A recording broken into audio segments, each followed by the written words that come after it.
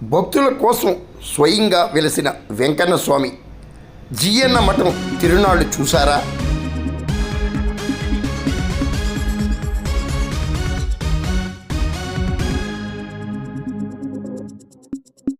ప్రాచీన కాలంలో తిరుపతి క్షేత్రం వరకు వెళ్ళలేని పేదలు భక్తుల కోసం సాక్షాత్తు వెంకటేశ్వర స్వామి ఈ క్షేత్రంలో స్వయంభూగా వెలిసినట్లు ఆలయ చరిత్ర వివరిస్తోంది.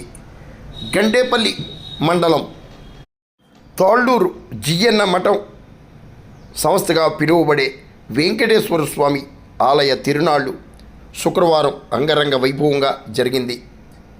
జియన్న మఠం తిరునాళ్లకు ఉమ్మడి తూర్పుగోదావరి జిల్లా నుండి భారీగా భక్తులు తరలివచ్చారు. శ్రీదేవి భూదేవి సమేత స్వయంభూ వెంకటేశ్వర స్వామికి 1924లోనే ఆలయాన్ని నిర్మించినట్లు ఆలయ చరిత్ర వివరిస్తోంది.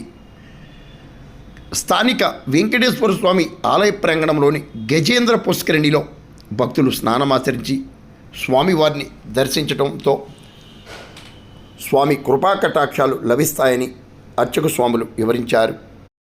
పలువురు స్థానిక నేతలు, స్వచ్ఛంద సంస్థలు లక్షలాదిగా తరలివచ్చిన భక్తులకు ప్రసాద పంపిణీ, పులిహోర, మజ్జిగ కూడా అందించారు. భక్తుల పుణ్య స్నానాలతో గజేంద్ర పుష్కరిణి కిటకిటలాడింది. గ్రామ sarpanch Sheelamanthula Veerababu, trust board chairman Sitaramayya తదితరులు స్వామి సేవల్లోనూ భక్తుల సేవల్లోనూ తరించారు. జియర్ స్వాముల ఆధ్వర్యంలో ఈ క్షేత్రం ప్రాచీన కాలంలో స్థాపించడంతో ఈ క్షేత్రాన్ని జియన్న మఠంగా వ్యవహరిస్తారని కూడా స్థానికులు వివరించారు. లక్షలాది మంది భక్తులతో జియన్న తిరునాళ్ళు కోలాహలంగా సాగింది. మరి మీరు కూడా కలియుగ ప్రత్యక్ష దైవం వెంకటేశ్వర స్వామిని దర్శించి తరించండి. మరి తిరునాళ్ళు చూసారా? ఇదే జియన్న మఠం తిరునాళ్ళు. మరి మీరు దర్శించండి. అవకాశం ఉంటే ఆ క్షేత్రానికి తరలి వెళ్ళండి.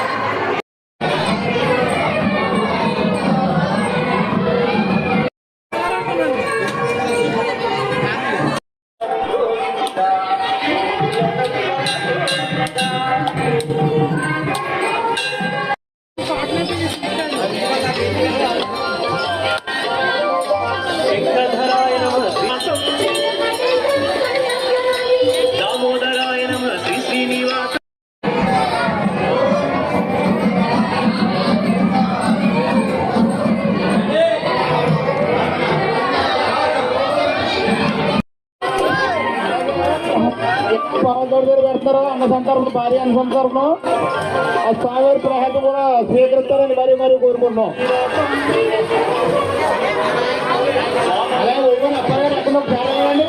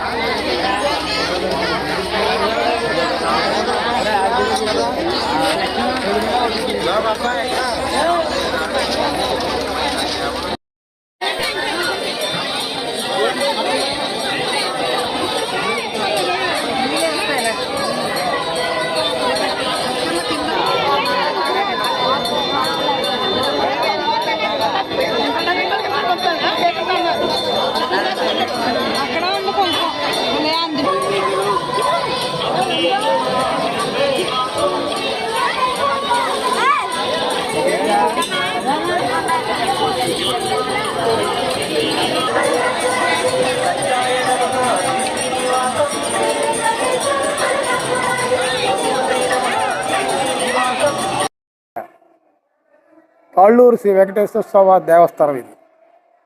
ఇది 1924 సంవత్సరంలో అజిగయ మనవాళ్ళ జీర స్వామివారి యొక్క ఆదేశానుసారం ఇక్కడ స్థాపించడం జరిగింది. ఇక్కడ వెంకటేశ్వర స్వామివారిని తిరుపతికి ఆ రోజుల్లో 700 సంవత్సరాల క్రితం ఇక్కడ ఉన్నటువంటి పేద ప్రజలు అంత దూరం వెళ్ళి తిరుపతి దర్శనం చేసుకుంటాం రావటం కష్టతరం. అప్పుడు ట్రైన్ కూడా లేని కాలంలో వెంకటేశ్వర స్వామివారి సాక్షాత్తు ఇక్కడ ఉంటే ఇక్కడ ప్రాంతంలో ఉన్నటువంటి వాళ్ళ భక్తులకి మనోభావాలకి అభిరుచిగా ఉంటుందనే ఉద్దేశంతో ఆయన ఆ రోజుల్లో రాజుల కాలంలో ఇక్కడ ఈ గుడి ఏర్పాటు చేయడం జరిగింది.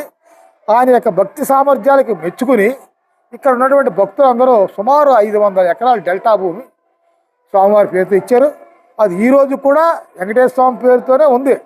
పేరు